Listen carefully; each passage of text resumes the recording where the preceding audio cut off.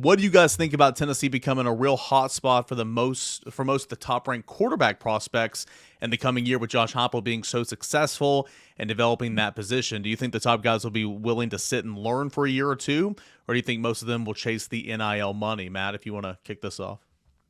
I don't know. I don't see it happening. I don't see it happening that way. I think Tennessee will continue to recruit and land really good quarterbacks.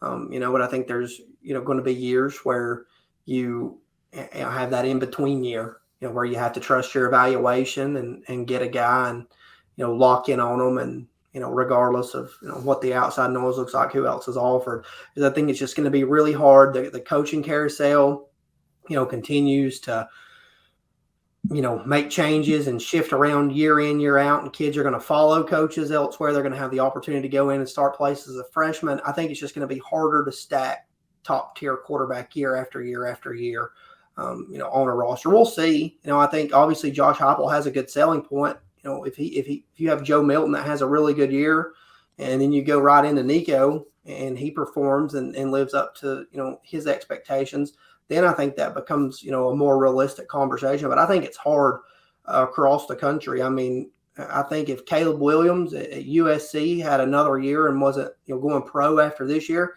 does Malachi Nelson end up, flirting with Texas A&M more than he did in the end? And is he in, College Station over being in Southern Cal? So I think it's going to be very interesting. The guys are just going to have to keep their options open at the end of the day. I just don't. I mean, there's only one football. And yeah. I just think we're in a world where nobody wants to set, Rob. I just don't think that's going to be – I mean, what Georgia's had locked up behind Stetson Bennett the last couple of years is bizarre. I mean, for those guys to all stay, I don't think they're all staying coming out of this spring. I mean, Kirby can say that he doesn't have a starter, but I don't think all of them are going to stay there coming out of after spring practice is over and the next window opens. Maybe they do, but it would surprise me a little bit. I think the other thing, too, is – It would help Josh Heupel that Hendon Hooker can go have some success in the NFL too, so that it translates, to the way that it needs to, because, Josh Heupel doesn't have that one guy in the NFL at the quarterback position that everybody goes, oh, he learned under Josh Heupel. Not that Josh Heupel's bad or his quarterbacks are bad. He just hasn't had one really hit in the NFL. Drew Lock was not that guy.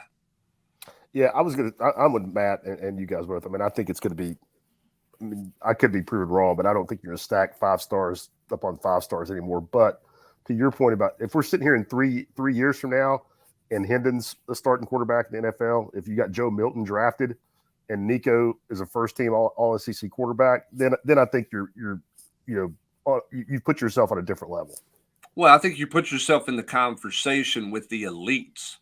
I think elite quarterbacks are interested in your school at that point each and every year.